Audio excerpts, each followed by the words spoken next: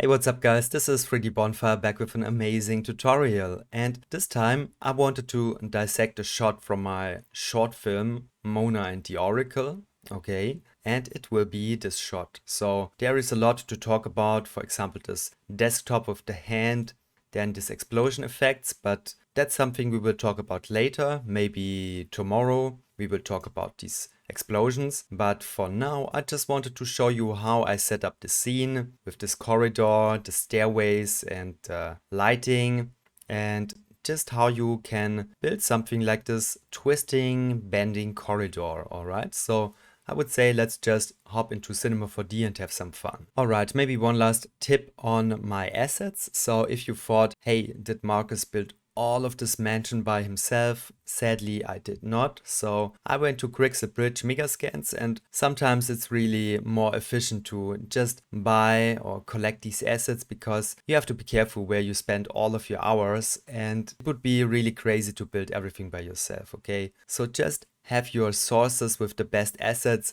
right at your fingertips, and in my case it's the Quixel Bridge. Then I just go to collections and let's see if we already find it. Okay, so a lot of cool stuff here. I guess I can also search for interiors or something like that. So let's see, collections, environment.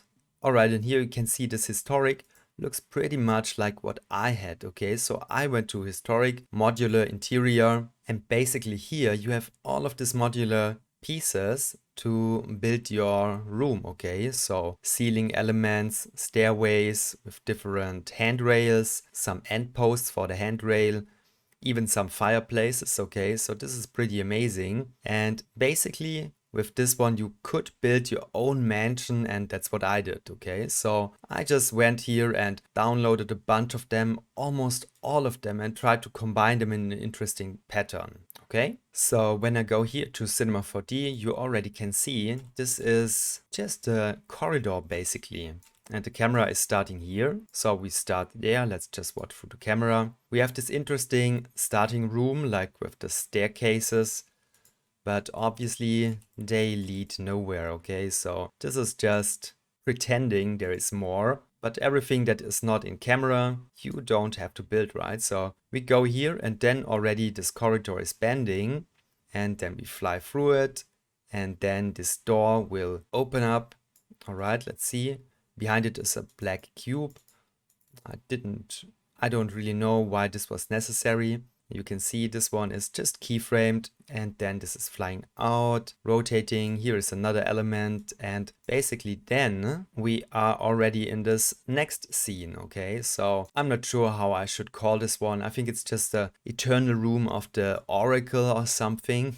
Okay, so this is the transition, and I really like the lighting pattern here. So you can see I trigger these lights step by step. So the first one here, while we go through it, the next one is kicking in, and the next one, and is illuminating the whole corridor. And in the end we get this red strong signal color here and fly through it. Okay, overall this is not so complex, but you just need to have good assets, a good sense for good lighting, and basically this is it. So let's go back to Cinema 4D and talk a bit about the lighting. Maybe just one last thing before we talk about the lighting. Let's just see this room, and you can see it's not that complicated. I just used these assets and placed them. So I guess this one will be a corner element. Okay, this will be a single element from Megascans, I'm pretty sure. Then I just put it here, and I look for stuff that works together and looks great. Okay, basically there is not so much that I can explain about it. You just use these assets and just try to find something that looks cool. Okay, and then I built this corridor. All right, so you can see sometimes I varied these ceiling elements, for example. So from time to time I made this this element. Okay, and then I just put this one behind it to pretend there is more. Okay, I could also put something here, but no one will recognize it. I was just trying to stay efficient and not build everything. Basically this is all just pretending there is more, but there isn't really more. Okay, so these corridors, they are really short.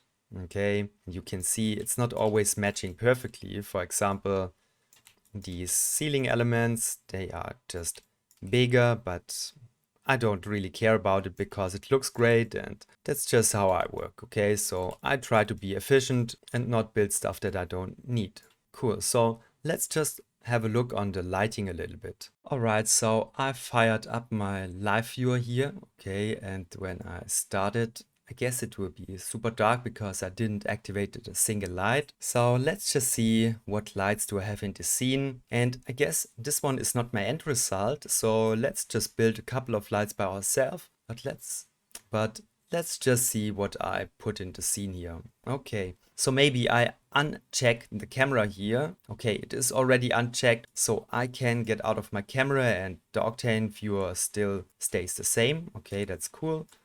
So you can see this light. I mean, I'm not sure if I need to talk so much about this because you just go with the flow here, okay? So in that case, I used an Octane light. It's an IES light. And when I go into my attributes, you can see the image texture is from this leomoon.com iOS light pack. And it's the defined spot, okay? I just used this because it has a more narrow focus of the light than a typical area light, and I'm just a big fan of these IES lights. And by the way, you just have to Google for Leomoon IES light pack and then you will find it. There are a ton of different sources for IES lights, so you don't have to choose this one, but for some reason I picked it, and you can donate something and then download it for free, okay? So I find this is really useful and I use it all the time. Alright, and maybe you can hear my computer is getting pretty loud. I really should invest into a water cooling because this is kind of annoying. I mean, I work with noise cancelling headphones when I use Octane, but I guess for you it will be pretty loud now, okay? I'm really sorry. So you can see this one is my first IES light and it is angling down in this corner. Then let me check the second one. We get more light on the wall. This one is aiming to the ceiling and it's really subtle. I just thought this could use a little bit more light, so I used another IES light here, which angles in this area. Okay, so we get a hint of geometry visibility here. So I think all of them, they work believably together. Okay, for some reason this is not my perfect day, so I'm sorry when this will not be my best tutorial. And anyway, you can see in this one, this IES light is giving more light in this corner. Okay, and the last one is really subtle on, let's see, which one is this? Okay, so we have one light here. I made it a little bit bigger and it will give me a light on this corner here. Okay, so I just wanted to have additional light here, and when I activate all of them, you have something like that. Okay, and just because this computer is too loud for me today, for my nerves, I just don't go too detailed into the Octane lighting part and just continue with the scene here. So what else could I talk about this? I guess what is interesting is the twisting here, alright? So you can see, therefore, I just increased the power of this twist. Let's see, it's in the object, it's the angle, and the angle is just how much twisting you get here, okay? So I slowly increase this while we go through the corridor. So here you can see, where is my camera? Okay, it's this one. And now this is flying through the corridor. And while I do it, I twist and twist and twist more and more. And this is how I get this effect. Okay, so this is pretty simple, but the result is pretty cool, I guess. And how you set this one up is like that. You just make a null here with all of your geometry inside of it. So you can see it's pretty lot geo here. And then I just put everything into a null object and a twister into the same hierarchy. And this package again into another parent null, alright? And then the twist is influencing all objects in this null, alright? So pretty simple, but a strong effect. What you also need to know if you want to, let's see, just get rid of this one. If you want to have light that is going through the corridor for these, through these doors, like here. So you can see the light is coming from here and there while we go through it. And if you want to know how you can do that, you have to think a little bit about the implementing of this curvature into your light movement. So that sounds pretty fancy, right? So it's way easier than I let it sound. So for example, let's say this is the light that you want to have to go through this corridor here. Okay, I just put it there. Let's see, I just null this one. Okay, so we have a clear direction through this corridor here into our main corridor, and while we fly through, this one should be activated. But the problem is that you just place your light here, but then, okay, all of it is bending and you have to move your light with the corridor basically. In that case, I would say you just grab a cylinder. Sorry, this is not a cylinder, it's a circle. Okay, and you just make this one bigger. Okay, so put it to 600. All right, now I just rotate it 90, put it here, put it to 1000 maybe.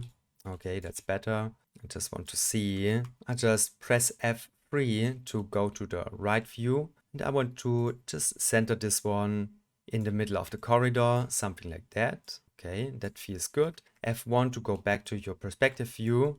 Now I can see this one is too big, so put it to 800 for example. And let's say there is something like a target for your light. So you could put this one into the circle and just reset PSR here. Okay, the rotation also, put it to 0. Now we have a null here in the center. If you feel really fancy today, then you could, for example, put this one as a star here. Okay, make it bigger. Okay, now this is the target for your light. Just go to your light, right click, give it a target, put the null inside of it. Okay, so now wherever you move the light, you can see it always directs to the middle of the corridor. That's great. Now you could just right click on it, say align to spline, and put the circle inside of it. Okay, now you can see it just jumped over there, so that's not what we want. We just put it back here, put it to 50, that's nice. And now you just see when this is starting, so it seems like around 100. So I give this one a keyframe with 50. Now I just go there, let's see. Okay, this is pretty wild, so I just go to 200 for example, go up here, and I just try to always keep this light in the middle here, so we always have the same light direction. Okay, so you can see now this is when I go back, this is a bit too fast. So I would say you just go to the middle here, for example, just correct it, put it there. Okay, that's nice. Okay, so that feels good for me. It's a bit too fast here, so just put it back. Maybe the interpolation here should have been set to linear, I'm not sure. But anyway, it doesn't have to be perfect, but you just track this motion here and move your light with it, and then you should be fine. Okay, so this is just something that you have to do if you want to have the lights constantly shining inside of the corridor. But basically, this is all that I could say about the scene here, about the geometry, about the lighting. It's really not that complicated, and you just have to use great assets and spend some time to arrange it into a nice, believable hallway, and then you have an amazing scene, okay? All right, and I would say next we should talk about these beautiful explosions here. So I really like this one. Like, okay, yes, such an amazing effect. Okay, cool. So I guess we should talk about this one next.